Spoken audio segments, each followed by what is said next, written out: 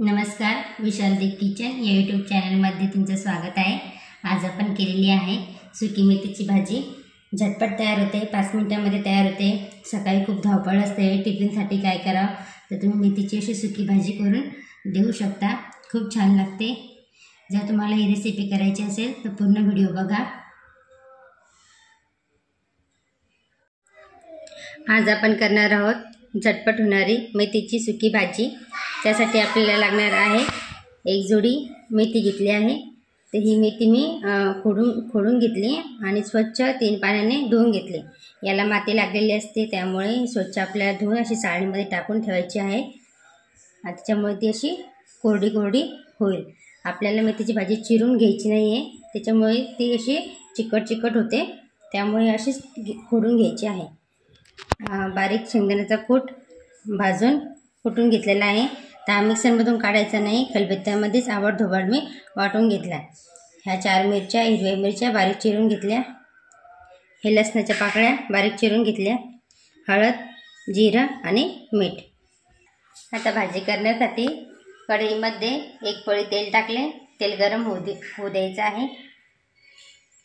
तेल छान आपलं गरम झालेलं आहे। आता त्याच्यामध्ये आपल्याला 1 चमचा जिरं टाकायचं आहे। लसणाच्या पाकळ्या, बारीक चिरलेली मिरची,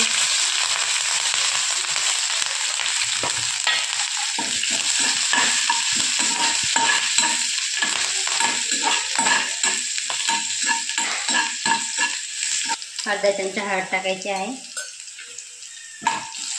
आणि आता जी मेथीची भाजी आपल्याला टाकायची आहे।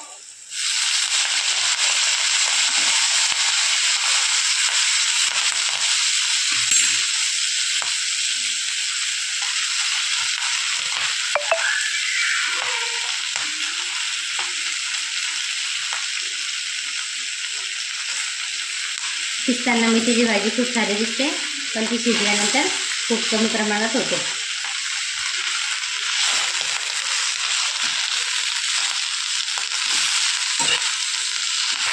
ही भाजी करायलाही सोपी आहे आणि 5 मिनिटांमध्ये आपली भाजी होते। आपण तोंडी लावायसाठी ही भाजी खाऊ शकतो। भाकरीसोबत छान लागते, वरण भातासोबत छान लागते, झटपट तयार होते।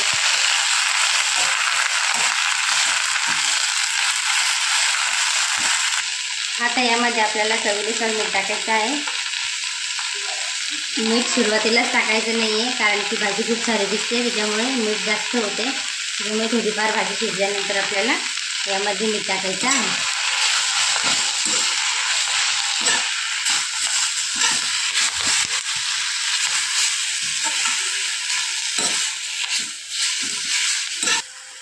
भाजी छान आपली शिजलेली आहे। आता यामध्ये आपण शेंगदाण्याचा कूट टाकणार आहोत।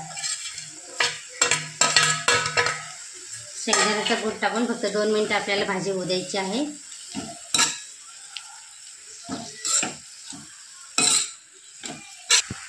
2 मिनिटं झालेली आहे। आपली भाजी छान तयार झालेली आहे। शेंगदाण्याचा कूट टाकल्यामुळे त्याला खूप छान चव येते। अशा प्रकारे रेसिपी करून बघा, खूप छान लागते। व्हिडिओ जर आवडला असेल लाईक करा, शेअर करा, कमेंट्स करा आणि चॅनलला सबस्क्राईब करा।